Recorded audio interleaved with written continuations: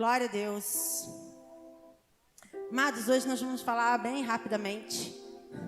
Hoje ainda temos Santa Ceia do Senhor. Mas hoje quero falar sobre um tema muito simples. E que a gente já fala isso várias vezes, nós falamos sobre isso, nós escutamos várias pregações, várias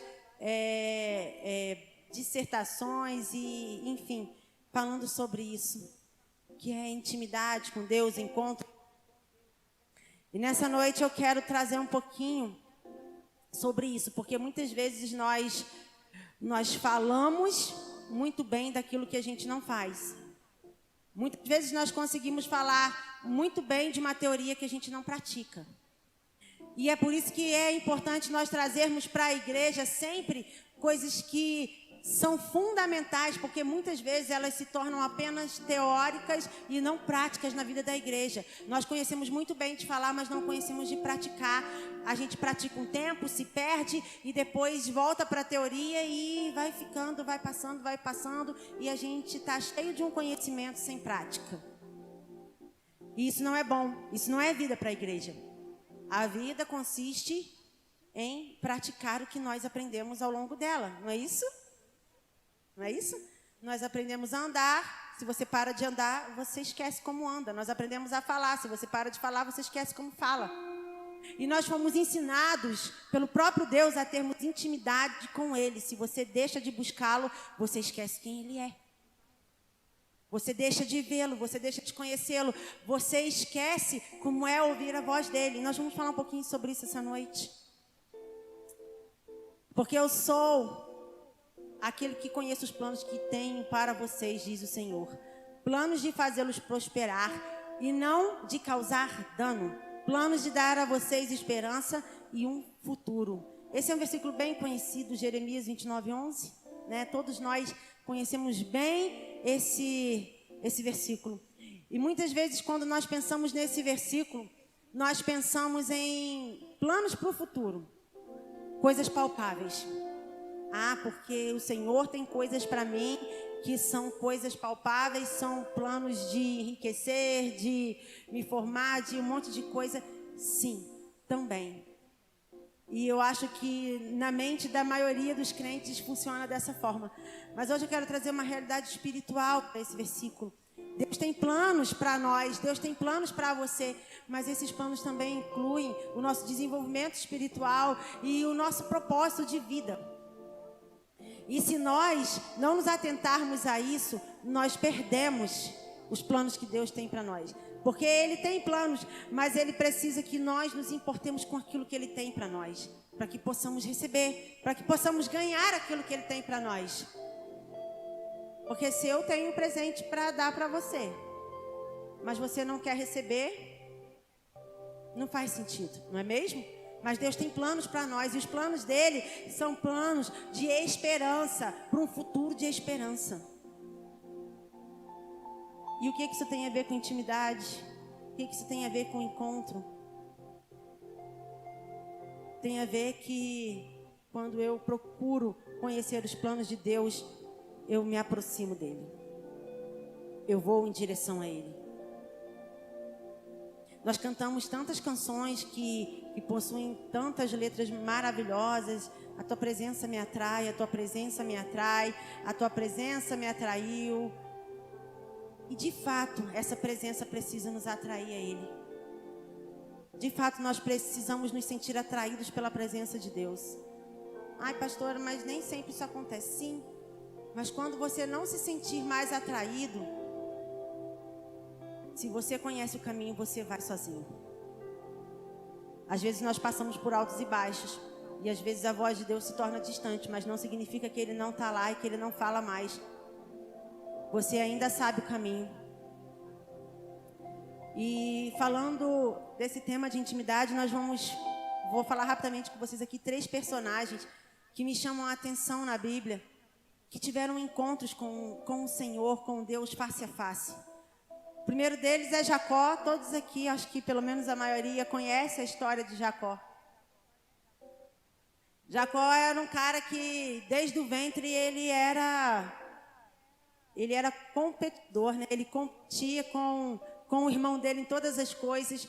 E depois de nascido, passa-se a vida de Jacó toda, e quando tem a bênção, o momento da bênção, da primogenitura, que os pais, né, declaravam sobre seus filhos, Jacó faz uma falcatrua lá e rouba a bênção do seu irmão.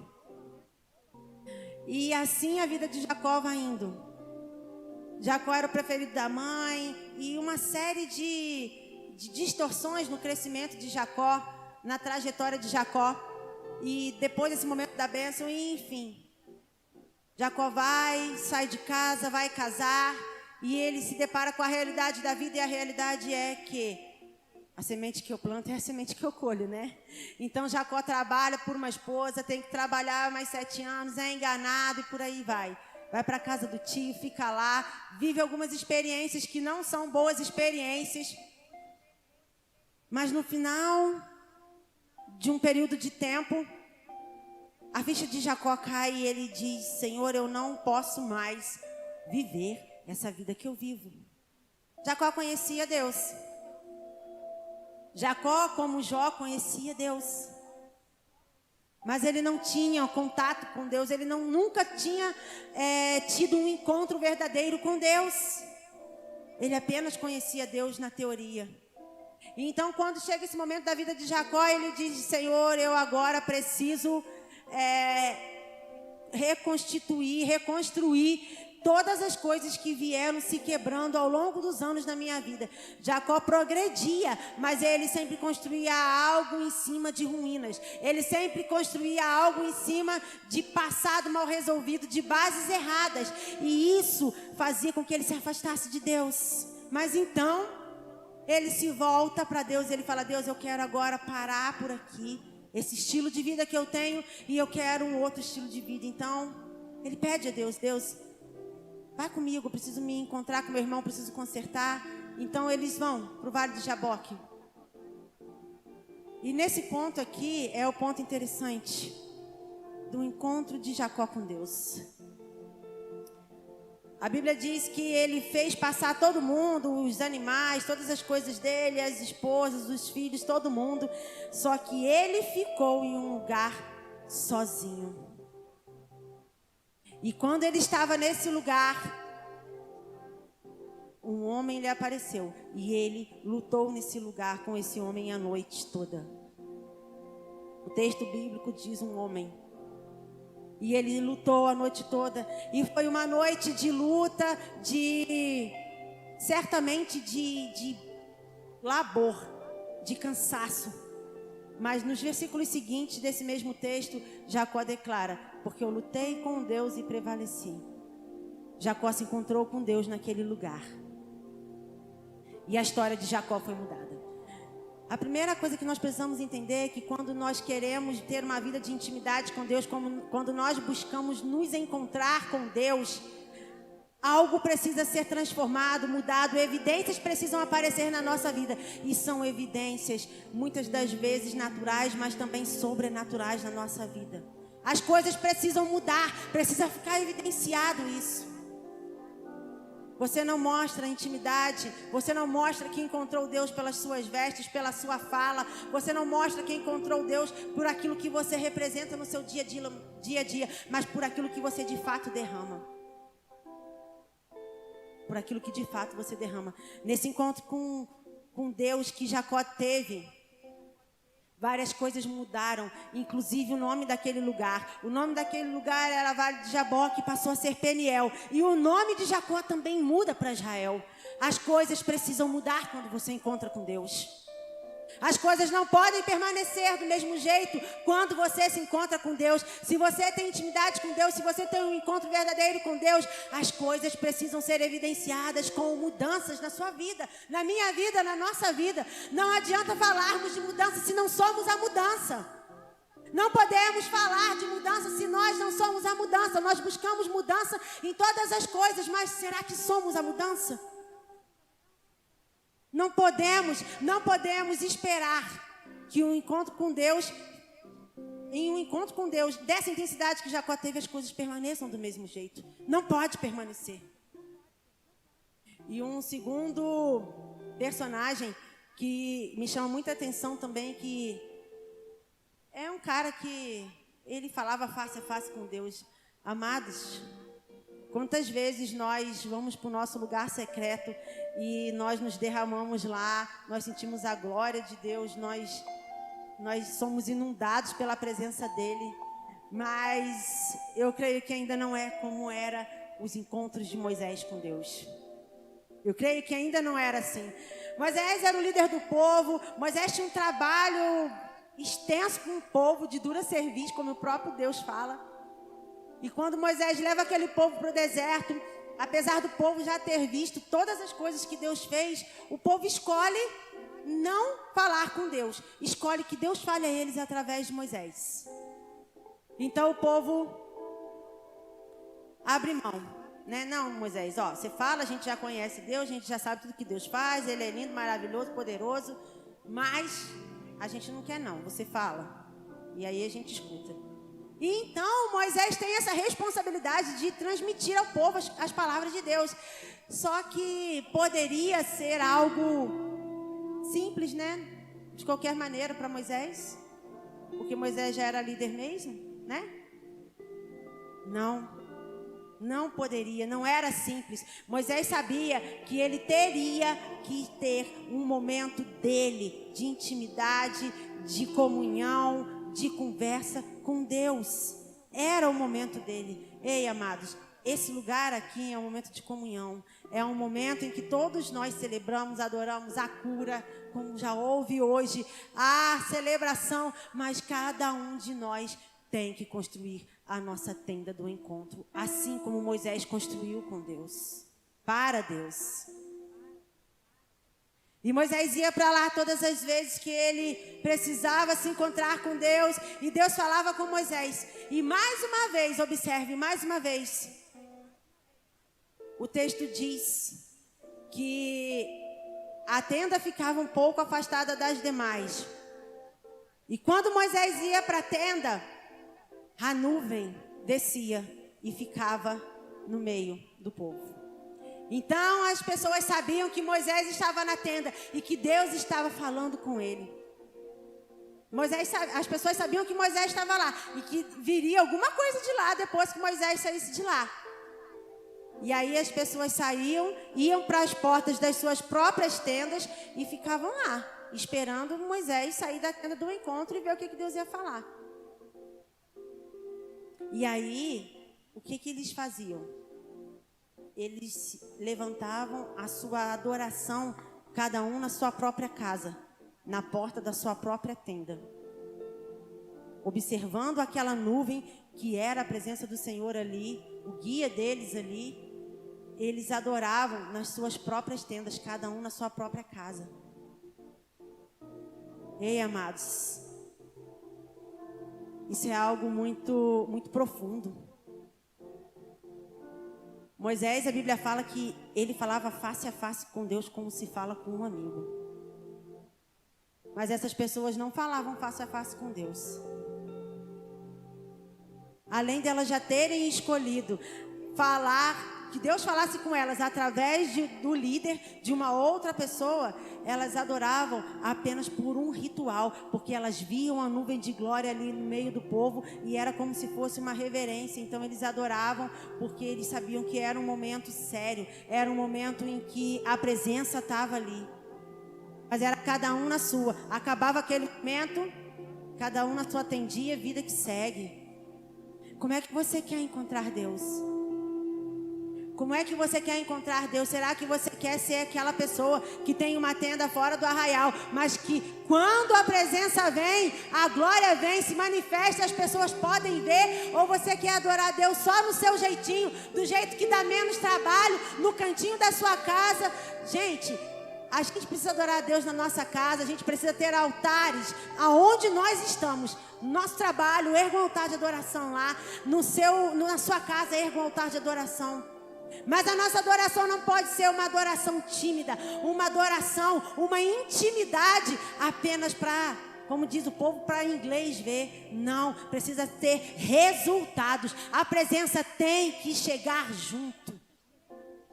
A presença tem que aparecer junto. Senão você não encontrou Deus de verdade.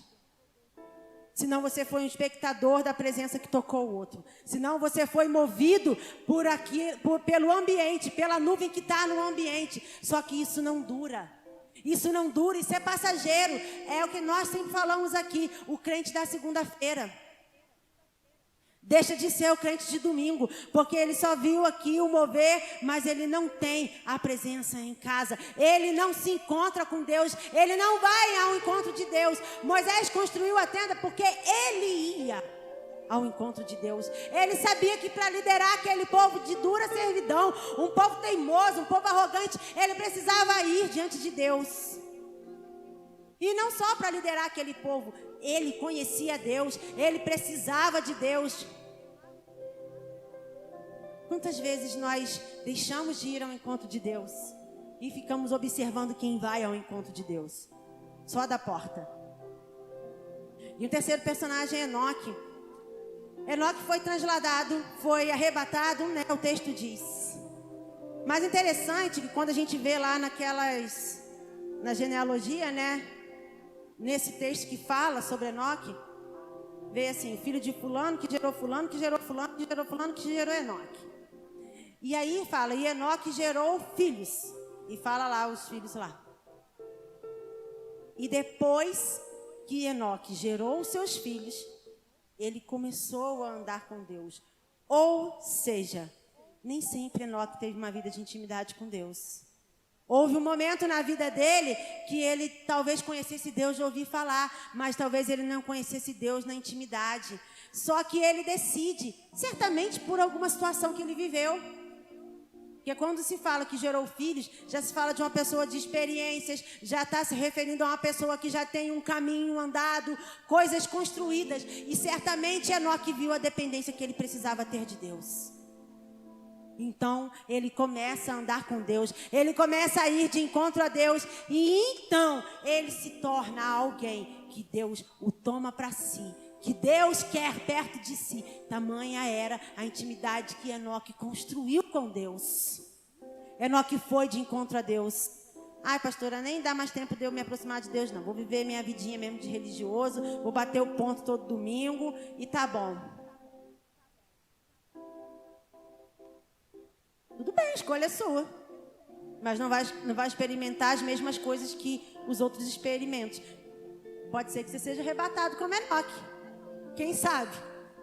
Mas se não houver um passo, não experimentamos nada de novo. Não conhecemos a Deus, não encontramos Deus. E o que é mais falado? Davi. Davi sempre é lembrado pela luta com Golias, né?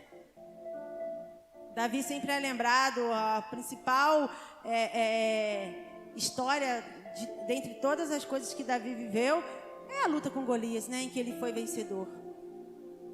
Mas pare para pensar até chegar Golias. Pare para pensar até chegar o momento em que ele teve o desafio, né, talvez principal de sua vida, talvez mais instigante da vida de Davi. Pare para pensar quem foi Davi antes disso. Davi não vivia em casa, Davi vivia no campo, Davi não vivia no meio familiar, Davi vivia trabalhando, cuidando de ovelhas, né, no convívio de animais, talvez bem distante da sua própria casa. A Bíblia não fala de distância, mas certamente que sim. Davi servia os irmãos dele. Mas imaginem como era o ambiente em que Davi vivia os seus dias. Era hostil. E para isso, Davi lançava a mão da intimidade com Deus. Davi vivia com Deus. E a prova disso é o que ele mesmo fala quando ele enfrenta Golias. Eu já matei urso, já matei leão, já matei um monte de coisa e enfim. Ele teve condições de enfrentar Golias. Mas isso foi fruto de uma vida pregressa, de intimidade, vida de encontros diários com Deus. Isso não foi fruto de uma força que veio na cabeça dele e tá. Não foi. Foi fruto de um conhecimento profundo de quem Deus era. Um conhecimento profundo do Deus de Israel, que aqueles próprios soldados, exército de Israel, não tinha do seu Deus. E quando Davi tocava o seu instrumento, o espírito maligno se afastava de Saul. Por quê? Será que só existia Davi que tocava harpa em Israel? Eu creio que não. Mas existia um Davi que era cheio do Espírito Santo. Existia um Davi que ia ao encontro de Deus, talvez diferentemente dos outros que tocavam também em Israel. Ei, querido, vá de encontro a Deus. Se você quer viver coisas extraordinárias, não pense que você vai viver só vindo aos domingos, às quartas, só fazendo as coisas triviais. O trivial nos sustenta. É aqui nessa comunhão aqui que nós somos fortalecidos. Mas nossa comunhão e intimidade nos leva a outros níveis. O nível que o seu irmão está não precisa ser o mesmo que o seu. A comunhão sim precisa ser a mesma. Mas você pode ir mais alto. Você pode alcançar outros patamares em Deus. Você pode. E para alcançar níveis de encontros mais próximos com Deus, nós precisamos de 3 coisas. O primeiro ponto é caminhar em santidade.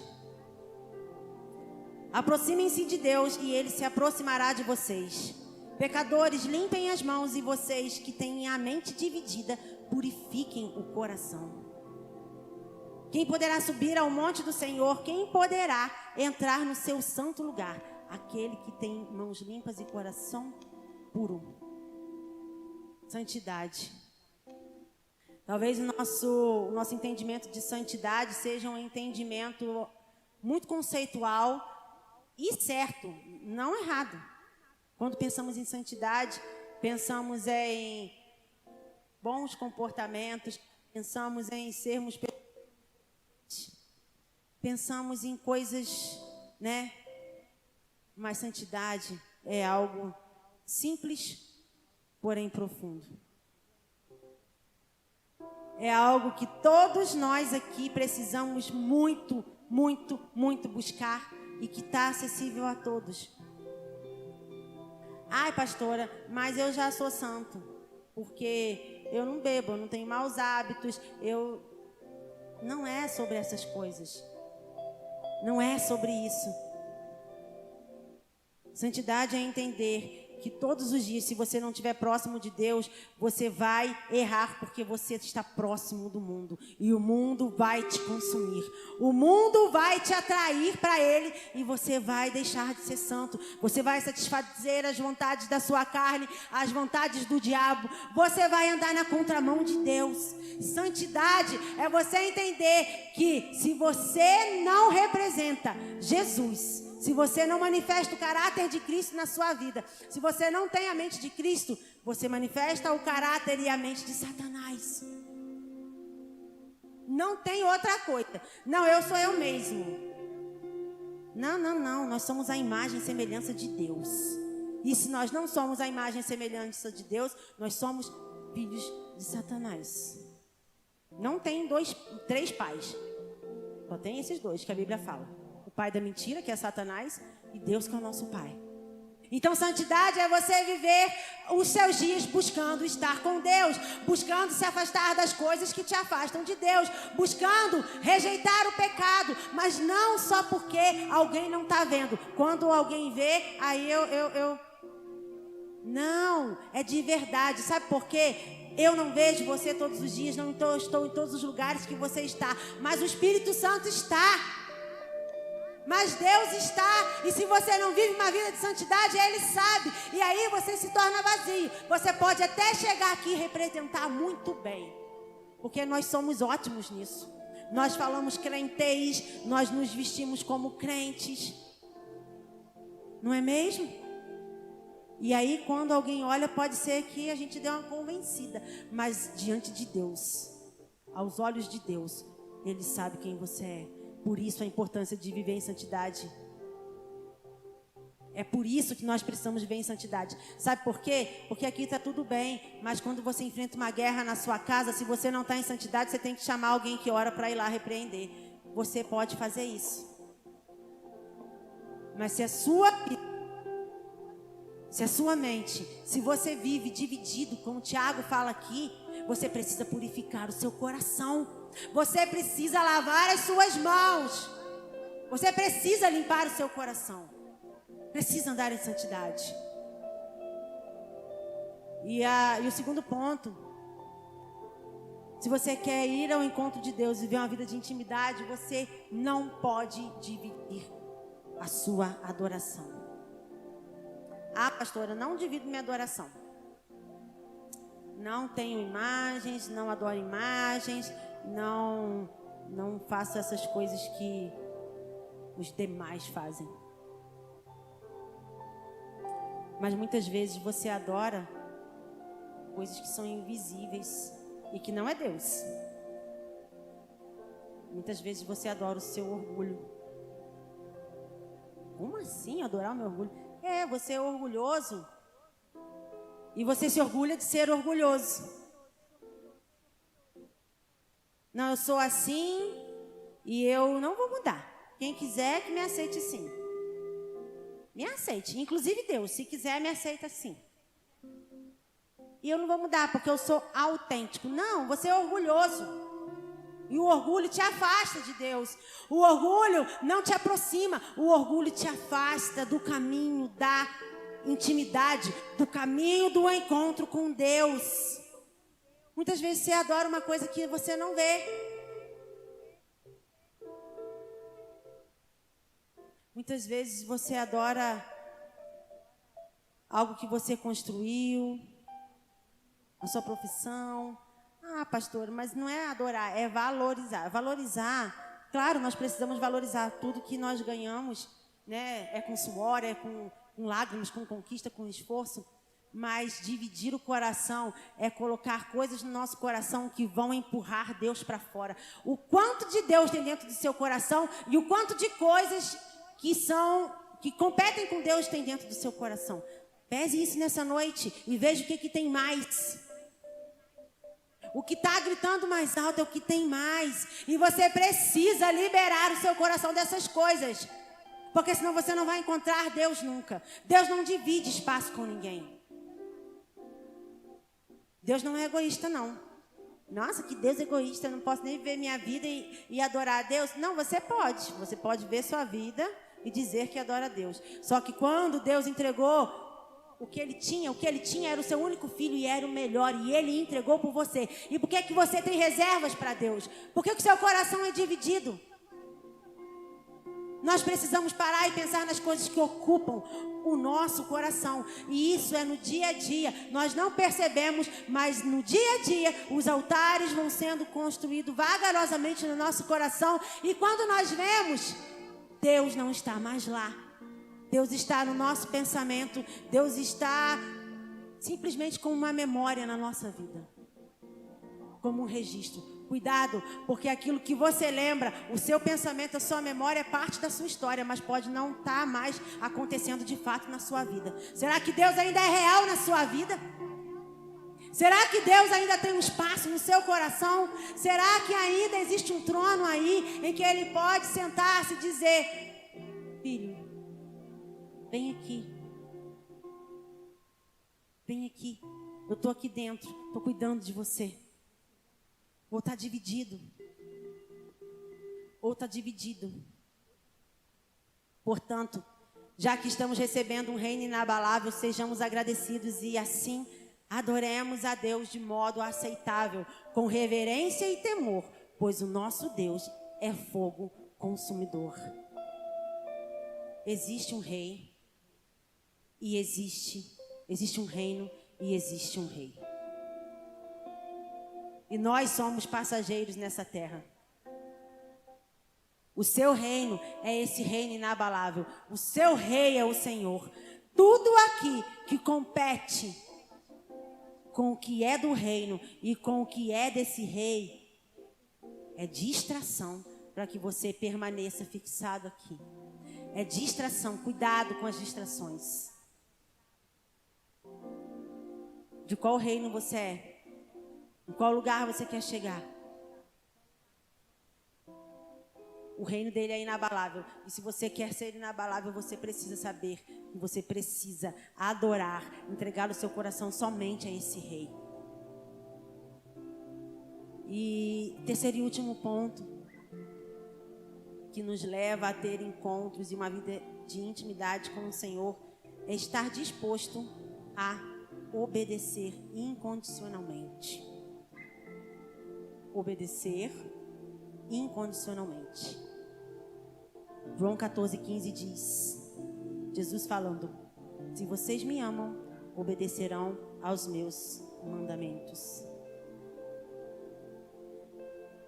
Lucas 6,46 diz assim, por que vocês me chamam Senhor, Senhor, e não fazem o que eu digo? Obediência incondicional é algo que custa muito, não é algo que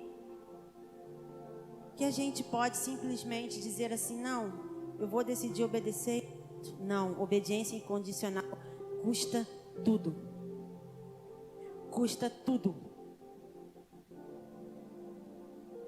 Mas quando eu me deparo com essa pergunta aqui de Jesus, por que vocês me chamam Senhor, Senhor, e não fazem o que eu digo? Eu penso, ou eu faço o que Ele diz, ou então eu não posso tê-lo como Senhor da minha vida. E o que você prefere fazer? Dar tudo e tê-lo como Senhor da sua vida? Ou ficar com tudo que você quer, não ser obediente, fazer o que as coisas que dá no seu coração e não tê-lo como Senhor da sua vida? Não existe terceira opção. Só existe essas duas. Não existe um muro, né? Como o povo fala, não existe um muro. E também se existir o muro é do diabo. Não existe. Ou você obedece o que ele diz, ou você não obedece. É incondicional. E quantas vezes nós colocamos condições para obedecer a Deus? Muitas vezes as nossas condições que nós colocamos, às vezes são justificáveis. Senhor, eu estou doente. Senhor, eu não consigo porque eu adoeci. Senhor, eu moro longe. Senhor, eu não tenho dinheiro. Senhor, Senhor, Senhor, Senhor. Cada um pode colocar a condição que quiser. Mas o fato é que quem anda em obediência é coberto por Ele. E todas as coisas que você colocar diante dEle, a Bíblia diz, pedi e dar-se-vos-á.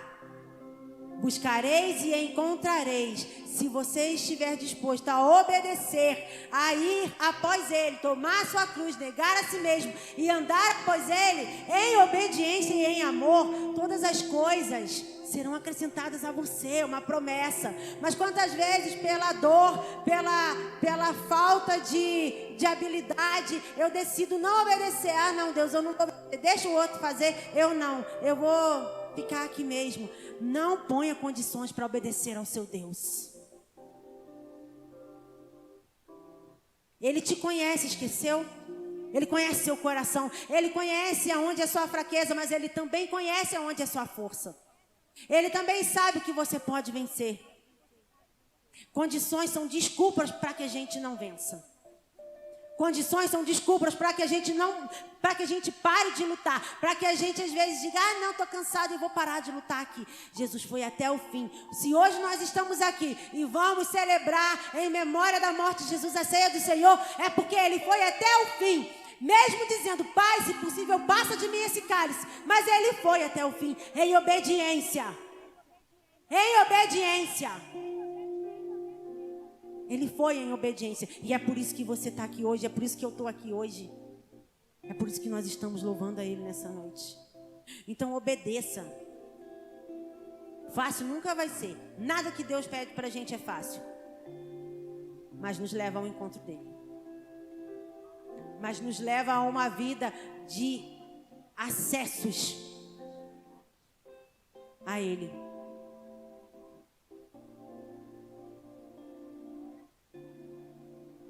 Sejam praticantes da palavra e não apenas ouvintes, enganando-se a si mesmo. Seja praticante da palavra. Seja praticante daquilo que o Senhor te pede. Escolha encontrar-se com Deus. Escolha ter intimidade com Deus. O mundo, ele não está cada vez mais fácil, ele está cada vez mais difícil. Dias difíceis virão. Mas aqueles que vão à tenda do encontro, aqueles que escolhem passar uma noite com Deus, lutar com Deus e prevalecer como Jacó, aqueles que como Moisés vão à tenda do encontro, aqueles que cantam a Deus no deserto, que vivem no deserto, mas ouvem a voz de Deus, esses vão ser aqueles que vão suportar esses dias. Esses vão ser os que vão suportar esses dias.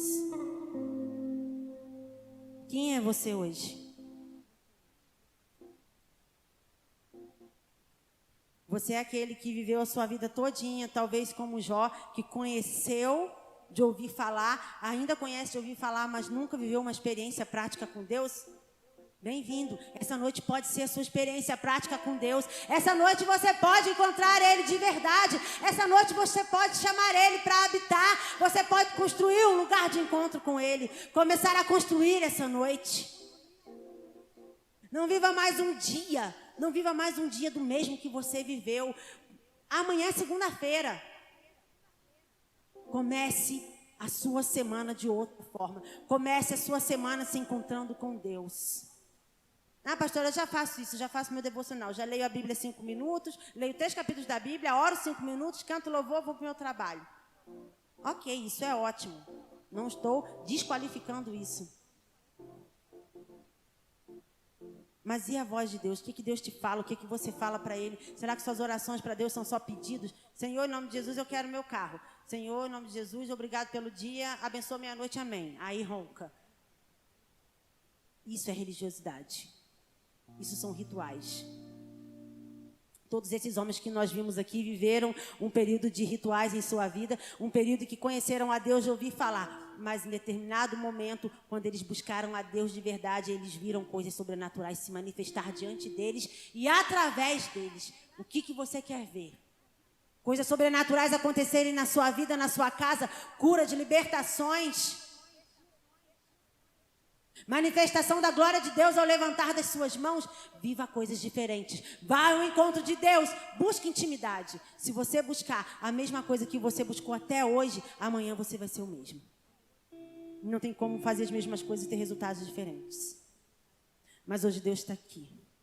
Hoje Deus está nesse lugar. Hoje Deus está nesse lugar e Ele quer mudar a sua história. Ele quer ferir você na coxa, para que você se lembre que Ele é Deus. E Ele quer mudar o seu nome. Ele quer mudar a sua história. Ele quer se manifestar. Ele quer que a nuvem de glória desça na sua casa. E que lá seja um lugar onde as pessoas vão olhar e vão falar assim: lá tem glória. Lá tem Deus. Coloque-se de pé.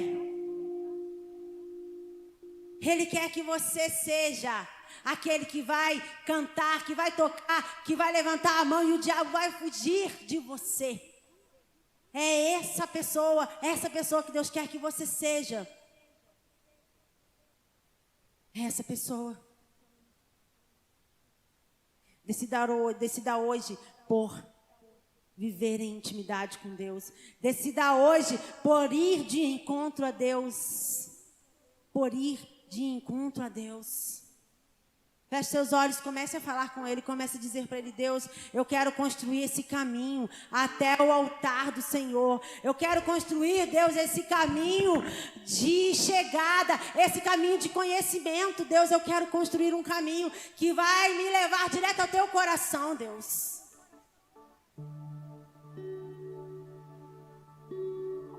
Comece a orar, comece a pedir a Deus. Eu posso orar por você, mas a sua intimidade com Deus é você que constrói. O seu lugar secreto, a sua tenda, é você que levanta, é você que constrói. Comece a orar nessa noite. Comece a dizer: Deus, eu preciso de Ti.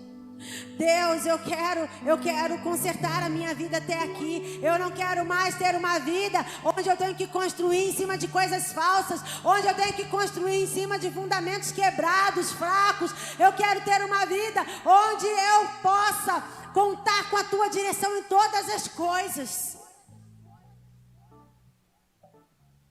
Oh, em nome de Jesus.